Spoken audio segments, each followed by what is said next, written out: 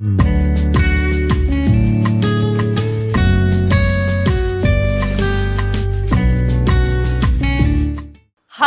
నేను మీ యాంకర్ హరిత. మీ ఇంట్లో చిన్న పిల్లలు ఉన్నారా? కరోనా ఎఫెక్ట్ పిల్లల మీద ఎలా ఉంటుందో తెలుసా? అసలు పిల్లల్లో కరోనా రాదనుకుంటున్నారా? అయితే ఈ వీడియో మీకోసమే. దేశవ్యాప్తంగా కరోనా సెకండ్ వేవ్ విజృంభిస్తోంది. కరోనా ఫస్ట్ వేవ్ కన్నా సెకండ్ వేవ్ లో వైరస్ వేగంగా వ్యాపిస్తోందని తెలుస్తోంది. ఫస్ట్ వేవ్ లో 7 నుంచి 14 రోజుల్లో సీరియస్ అయితే ఇప్పుడు 4-5 రోజుల్లోనే ప్రమాదకరంగా మారుతోందని డాక్టర్స్ చెప్తున్నారు.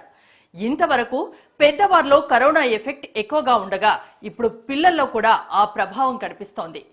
మెయిన్గా 10 years అబోవ్ పిల్లలు ఎక్కువగా వైరస్ బారిన పడుతున్నట్లు రికార్డ్స్ చెప్తున్నాయి.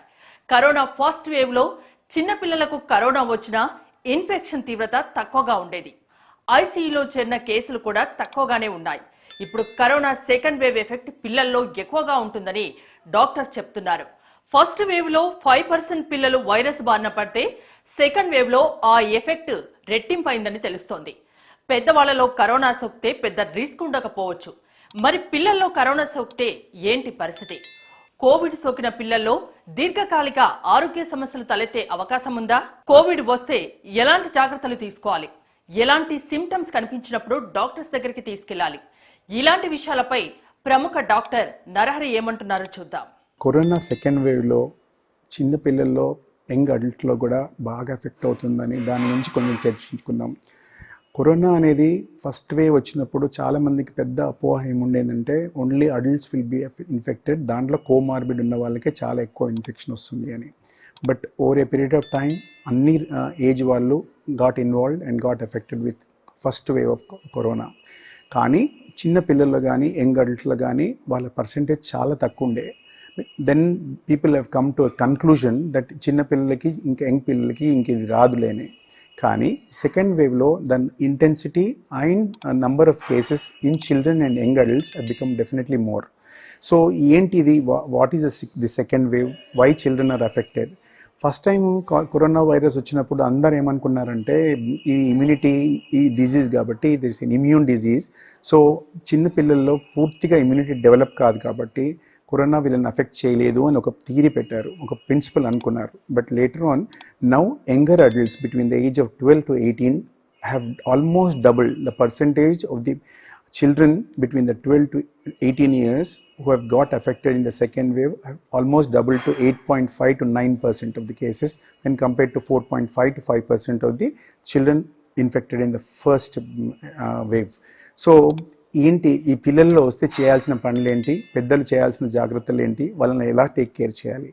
పిల్లలు if they are sufficiently enough to take care of themselves, isolate them and see that the doctor takes care depending on the symptoms, they can go to a hospital. But what is the child is not able to take care of children anukondi valani chesukovalsi vaste, the theory they say is that instead of 2 or 3 adults involved and taking care of the child, affected child, okka adult and either mother or father or any cousin should go only take care of that child, so that the infectivity rate of the adults will also come down. The good thing about ఈ చిల్డ్రన్కి వచ్చిన దాంట్లో ఏంటంటే they are not very infective వచ్చిన తర్వాత కూడా. వెరాజ్ ఒక అడల్ట్కి infection వచ్చిందంటే వాళ్ళ ఇన్ఫెక్టివిటీ వాడు ఆ టైంలో కానీ దాని తర్వాత కానీ infection rate will be more, అంటే infectivity rate is more. Whereas in children the infectivity rate is come down. So వాళ్ళు ఎక్కువ ఇన్ఫెక్ట్ చేయరు అనమాట, వాళ్ళు పాజిటివ్ ఉన్నా కూడా ఇన్ఫెక్ట్ చేయరు. అండ్ సెకండ్ థింగ్ ఈజ్ చాలామంది ఏమనుకుంటారంటే ఫీవర్ లాగా వచ్చేసి వెళ్ళిపోతుంది, ఫీవర్ లాగా వచ్చి వెళ్ళిపోతుంది, అంతకన్నా చేయాల్సింది ఏం లేదు పిల్లల్లో అనుకుంటారు. కానీ but that is not true. There is something called MIDS అంటారు, multi organ function dysfunction of the total organs also there in children. రేర్గా అవుతుంది కానీ చిన్న పిల్లల్లో కూడా అన్ని ఆర్గన్స్ ఇన్వాల్వ్ అయ్యి కాంప్లికేషన్స్ పోయి డెత్ వరకు పోయే కేసెస్ ఉన్నాయి. But luckily the complication rates of MIDS is very less. This multi-organ involvement is very less when compared to the adults. So మీరు వీళ్ళకి వ్యాక్సినేషన్ అనేది ఇంకెవ్వరికి ఇవ్వలేదు కదా, that is the reason infective rate అనేది కాదు. But one thing is very sure, once the trials are going on for children, వాళ్ళకు కూడా సేఫ్టీ థింగ్స్ ప్రూవ్ అయితే కనుక they will also start giving vaccination to the children. But first starting between 12 to 18 years, after that they start giving below that also. Then now, right now the trials are going on to say that even it is safe in children below the age of 12 to 18 also, it is very safe. So మనం గుర్తుపెట్టుకోవాల్సింది ఏంటంటే children affect అయినప్పుడు it is the responsibility of one of the parent to take care, isolate him, not allow him to mingle with other children so that the spread will stop. And remember one thing, there is some complication called multi organ involvement even in children. Kabatti neglect చేయకండి. Temperature రావడము, loose motions, they are presenting more with loose motions. So అట్లాంటి వాళ్ళకి గుర్తుపెట్టుకోవాల్సింది ఏంటంటే అది కూడా ఒక symptom, they might be positive అని. So testing, how will you test, how will you diagnose అంటే సేమ్ ఆర్టీపీసీఆర్ చేయాలి. పాజిటివ్ ఉంటే కనుక ఐసోలేషన్లో పెట్టాలి.